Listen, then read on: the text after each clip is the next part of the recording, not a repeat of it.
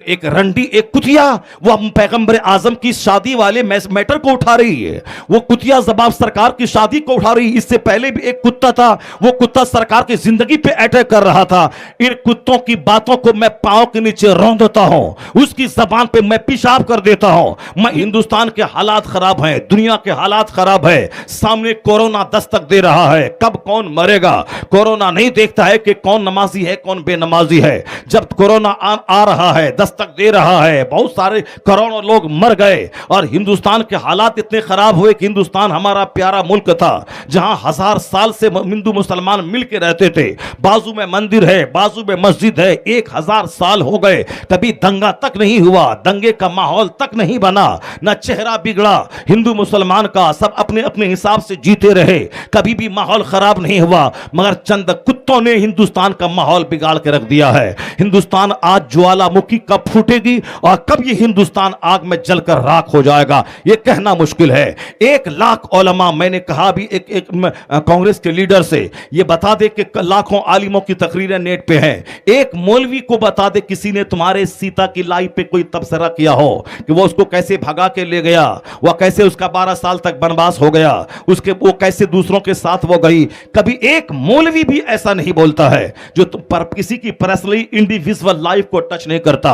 राजा दशरथ को इतनी बीवियां थी, 300 बीवियां थी। ये अय्याशी नहीं तो और क्या है। और उसी अय्याश का बेटा है राम। कभी किसी मौलवी से नहीं सुना होगा जो उनकी पर्सनल लाइफ पे अटैक करता हो। मगर एक रंडी एक कुतिया वो पैगंबर आजम की शादी वाले मैटर को उठा रही है। वो कुतिया जबाब सरकार की शादी को उठा रही है। इससे पहले भी एक कुत्ता था, वो कुत्ता सरकार की जिंदगी पे अटैक कर रहा था। इन कुत्तों की बातों को मैं पांव के नीचे रौंद देता हूं, उसकी जबान पे मैं पेशाब कर देता हूं। मैं इनकी बात को पांव के नीचे रौंद देता हूं। मैं इस कुतिया को देखूं कि इसी हिंदुस्तान का एक बहुत बड़ा ब्राह्मण जो हिंदू ब्राह्मण था, लेकिन जब वह जबान खोलता है तो क्या बोलता था वो कहता था all these magnificent roles in these departments of human activities he is like a hero. यानी वह हिंदू ब्राह्मण बोलता है कि इस्लाम के पैगंबर ने जो जीवन के हर क्षेत्र में हमारा नेतृत्व किया है, जो हमें योगदान दिया है, जो हमें अच्छी राह दिखलाया है,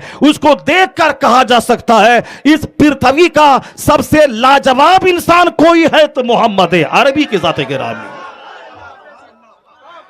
ये बताएं कि हम उस राम कृष्ण राव की बात माने, उस रंडी की बात माने, हम उस राम कृष्ण राव की बात माने कि उस चुड़ैल की बात माने जो चुड़ैल सिर्फ शोहरत पाने के लिए पैगंबर आजम की जिंदगी को टारगेट बनाया है। बदतमीज, ये बता दे उस कुतिया को, सारी दुनिया बता दे कि हुजूर के दुश्मन मक्का के लोग थे, जिनके खानदान के लोग दुश्मन थे, इस्लाम मिटाना चाहते थे। यहां तक कि हुजूर उनकी परेशानी से तंग आकर मक्का छोड़कर मदीना चले गए।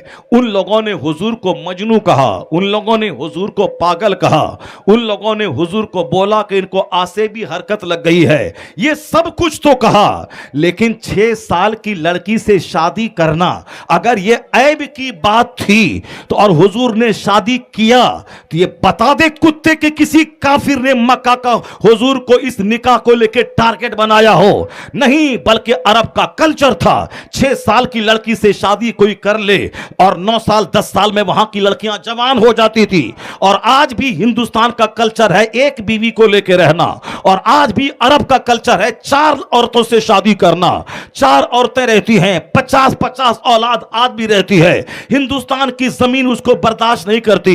1 से 2 शादी करे लोग उसको अय्याश कहते हैं, और अरब में कोई एक बीवी वाला रहे उसको लोग मिस्कीन और यतीम और उसको गरीब कहते हैं। और 4 बीवी वाले को ताकतवर समझते हैं। 4 बीवी वाला समाज का इज्जतदार आदमी है।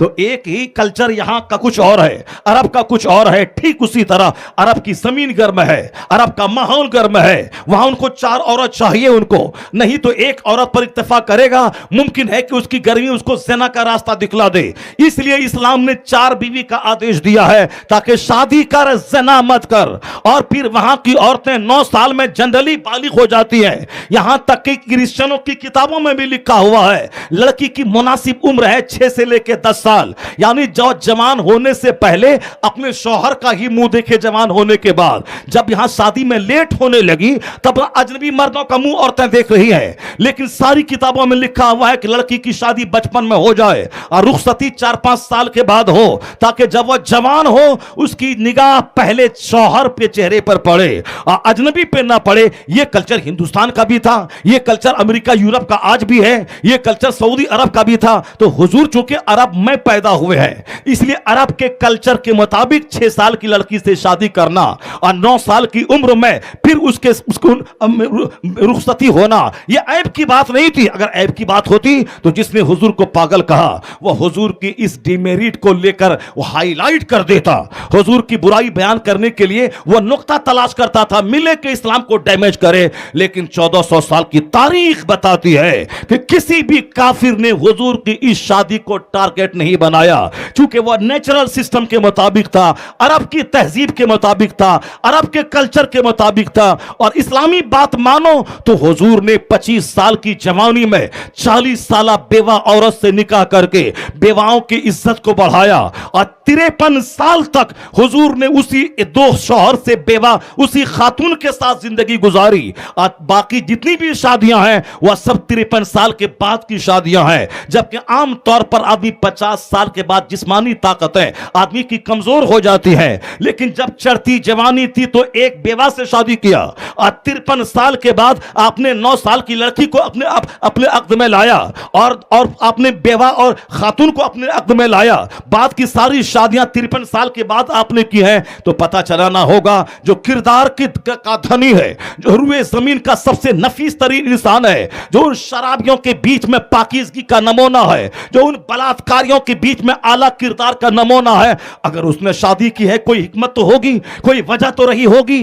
अगर मस्ती के लिए करना होता तो 18-25 साल की उम्र में सबसे खूबसूरत तरीन औरतों से शादी होती और 10-10 शादी कर लेते। लेकिन सारी शादी 53 साल के बाद आपने की है और 53 साल तक सारी औलादें और सिर्फ एक बीवी जनाब खदीजा से आपकी रही। इसका मतलब है कि इस शादियों में हिकमत यही थी कि जो लोग मुस्तफा को कत्ल करना चाहते थे, तलवार लेकर इस्लाम मिटाना चाहते थे, लेकिन जब उनकी बेटी हुजूर के निकाह में आ गई तो हुजूर की प्राइवेट लाइफ की खूबी जब उस बेटी ने अपने बाप से बयान किया, मैंने मुस्तफा को हर एतबार से लाजवाब पाया है। वो तो सिंपल रहते हैं, वो तो सादा रहते हैं, उनको आम बादशाहों की तरह ताम जाम नहीं चाहिए, उनका अखलाक इतना उम्दा है, उनकी तालीम इस कदर उम्दा है। जब बेटी की जबानी खानदान के लोगों ने सुना तो जो इस्लाम को मिटाना चाहता था सारा कुंबा कलमा पढ़ के मुस्तफा का गुलाम हो गया।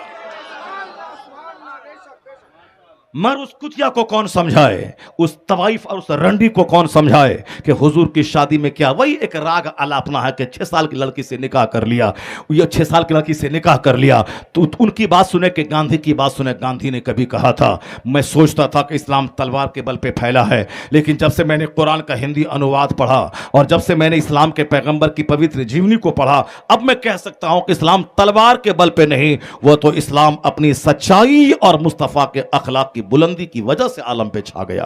तो मैं हिंदुस्तान के राष्ट्रपिता की बात मानूं कि वो महाराष्ट्र की रंडी की बात मानूं, इसलिए कभी भी इन लोगों की बात से नर्वस नहीं होना है, बल्कि सीना सपर रहना है कि वक्त आए इन खबीसों की छाती पे चढ़ के उसको गला दबा दे। क्योंकि हमारे मां बाप भाई बहन सारी जिंदगी मुस्तफा के नामूस पे कुर्बान है और हुजूर की जिंदगी पे जो अटैक करेगा, जो दुनिया का सबसे अहम तरीन इंसान है, उसको जीने का कोई हक हासिल नहीं रहेगा। मुसलमानों को माल और दौलत ने बुज़दिल बना दिया, बाल बच्चे की मोहब्बत ने बुज़दिल बना दिया। फिर दोबारा उसी मक्का की खातून जिसके 4 जवान बेटे मैदान उहद में शहीद हो गए थे, लेकिन जब उनको खबर मिली तो उसने क्या कहा, बताओ हुजूर कैसे है। जब कहा गया हुजूर सही सालिम है तो मुस्तफा का दीदार करने के बाद वह बोली थी, सरकार मेरे 4 जवान बेटे शहीद हो गए, मेरा शौहर शहीद हो गया, मगर मुझको कोई मलाल नहीं है, आप सही सालिम है मेरी सारी दुनिया सलामत है। यह है हुजूर से सच्ची मोहब्बत। तो मदीने की उस औरत से मुसलमानों को सबक हासिल करना चाहिए कि हमें हुजूर से कैसे प्यार करना है, सरकार से कैसे मोहब्बत करनी है, हुजूर के नामुस का तहफ़्फ़ुज़ कैसे करना है। जब से दुनिया, घर, मकान, दुकान, गाड़ी के पीछे हम पड़ गए, इन काफिरों का हौसला बुलंद हो गया है। हमने ही इनके हौसले को बुलंद किया है, इसलिए उनको आज हौसला मिल गया है कि मेरे पैगंबर के खिलाफ बोले। पहले मुसलमान के खिलाफ बोलता था, पहले भगाने के बारे में बोलता था, और अब हुजूर की जिंदगी पे बोल रहा है। सारे मुसलमानों को मौत के लिए तैयार रहना पड़ेगा, और फिर एक ही रास्ता है। और जब माहौल ख़राब हो ही रहा है, कब नरसंहार जेनोसाइड हो जाए, कब कत्ले आम हो जाए, तो जब कत्ले आम हो जाएगा, मर ही जाएगा, मरना तो है ही, अगर नहीं भी हो तो भी नॉर्मली डेथ तो मरना ही है, 100 साल के अंदर जाना ही है। जब जाना ही है तो क्यों हॉस्पिटल में एड़ी रगड़ के मरना, क्यों ताड़ी पी पी के मरना, क्यों शराब पी पी के मरना। इबादत का खूगर बन जा, नमाजी बन जा, तिलावत कर, अजान दे, अजान की आवाज पे लब्बैक का, नमाज पढ़ता रहा, जिक्र करता रहा, अपनी जिंदगी को बदल दे, ताकि अल्लाह के नाम पे मौत आ जाए, हालत सजदा में मौत आ जाए, हालत नमाज में मौत आ जाए, आजान देते देते मौत आ जाए, जिक्र करते करते मौत आ जाए, अल्लाह का नाम लेते लेते मौत आ जाए। जब मौत आनी ही है तो शहादत की मौत आ जाए। एड़ी रगड़ के मरने से बेहतर है गर्दन कट जाए रब के नाम पे। चेहरे पे दाढ़ी है, गर्दन कटे, पेशानी सजदे में है, गर्दन कटे। अगर रब के नाम पे गर्दन कट गई तो 1 करोड़ साल का सजदा एक तरफ, गर्दन का कटना एक तरफ। ऐसी मौत किसको नसीब होती है? जब हालात ऐसे पैदा हो गए हैं तो ऐसे में मस्जिदों को आबाद करना होगा, ऐसे में नमाज अपनी जिंदगी में दाखिल करना पड़ेगा। नहीं तो इतनी बुरी हालत होगी, जिस बच्चे की खातिर आप मर रहे हैं उस बच्चों के सामने आप बुरी तरह ज़बह होंगे, नहीं तो आपके सामने आपका बच्चा बुरी तरह ज़बह होगा। इसलिए हालात इतने खराब हो रहे। जो अल्लाह रसूल को छोड़ करके अजान का अपमान हमने क्या है कि काफिर ने किया है। आज 50 साल से अजान माइक पे हो रही है। हमारा गांव का 5 जुम्मन सिर्फ नमाज पढ़ रहा है। अब 95 आदमी मस्ती के साथ सोया है, अजान हुई, खत्म हो गई। हमने कभी अजान की आवाज पर लब्बैक नहीं कहा, तो अजान का अपमान हमने किया।